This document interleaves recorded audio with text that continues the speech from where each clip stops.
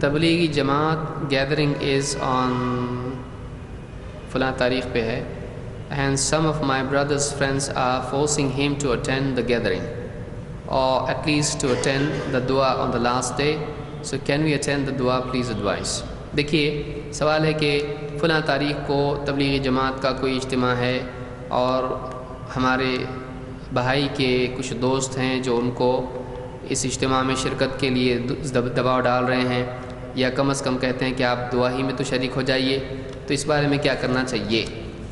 دیکھیے ابن سیرین رحمۃ اللہ علیہ فرماتے ہیں کہ ان هذا العلم دین فانظروا عمن تأخذون دینکم، یہ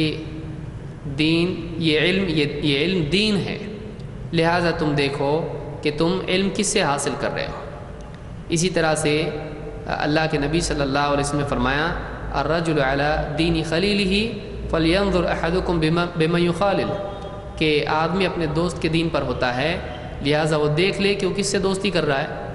تو ہمارا کہنا اس میں یہ ہے کہ جہاں تک کہ تبلیغی جماعت کے ہمارے بھائی ہیں وہ اپنی سمجھ کے اعتبار سے دین کا کام کر رہے ہیں، اس میں بہت ساری چیزیں ایسی ہیں جن کی اصلاح کی ضرورت ہے، اور تجربہ یہ ہے کہ جب تبلیغ سے باہر جو ان کی ناؤں میں بیٹھا ہوا نہیں ہے، اگر وہ کوئی بات کہتا ہے کہ ایسا نہیں ہونا چاہیے ایسا ہونا چاہیے، تو چاہے کتنی ہی بڑی غلطی کیوں نہ ہو، اگر باہر والا آدمی کہتا ہے تو اس کی بات بالکل مانتے نہیں ہیں، تو یہ طریقہ نہیں ہونا چاہیے، اور وہ اپنی اصلاح بھی نہیں کرتے۔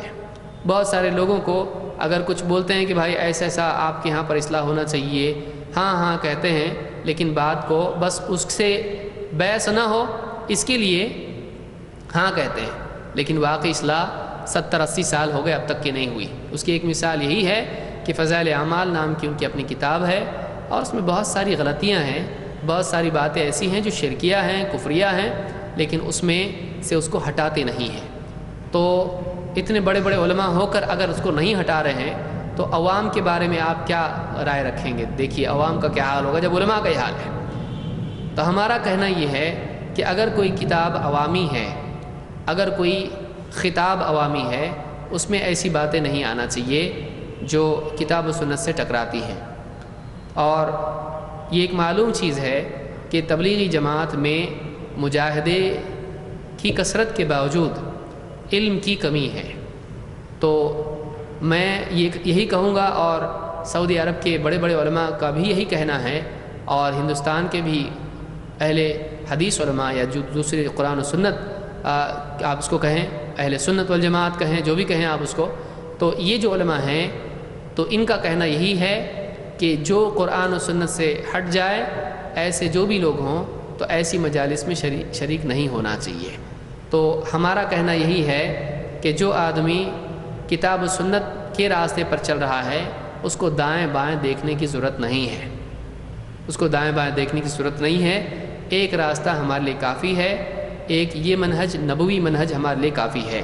تو فلاں جماعت کا پروگرام ہو رہا اس میں بھی جا رہے ہیں، دعا میں جا رہے ہیں۔ دیکھیے خود یہ خرافات میں سے کہ یہ بھی چیز ہے کہ تبلیغی جماعت میں جو اجتماعات بڑے ہوتے ہیں ان میں اخیر میں ایک دعا ہوتی ہے، پہلے اس میں کہا جاتا حضرت جی کی دعا ہو رہی ہے، تو جو لوگ بازار میں ہوتے ہیں باقی پورے 3 دن تو بازار میں ہوتے ہیں، یہ خرید رہے، وہ میلہ لگا ہوتا ہے پورا، آدھی پبلک پنڈال میں آدھی باہر اور خریداری میں لگی رہتی ہے، اور جب دعا کا وقت ہوتا ہے پوری دھول اڑنا شروع ہو جاتی ہے، لوگ دوڑے دوڑے پنڈال میں آنے لگتے ہیں کہ آخری دعا ہو رہی ہے۔ یہ کون سا طریقہ ہے؟ یہ کہاں سے اس کا ثبوت ہے؟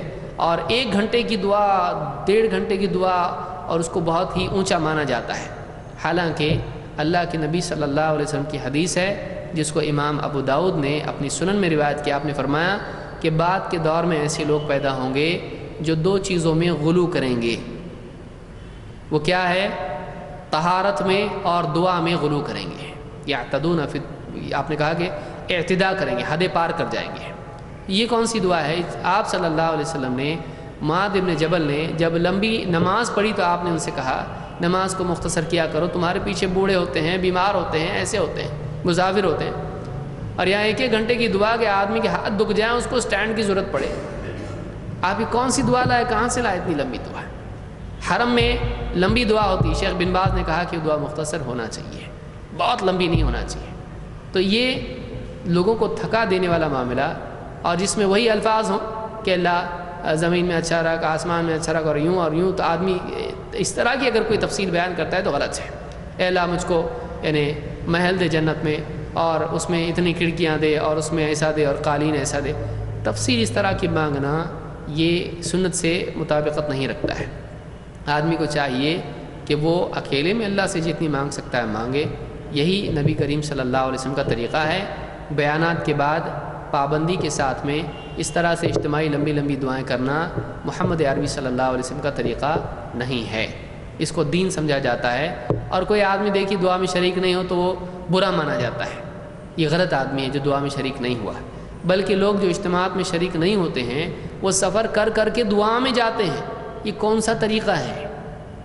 اس کی کیا دلیل ہے؟ اس کی کوئی دلیل نہیں ہے۔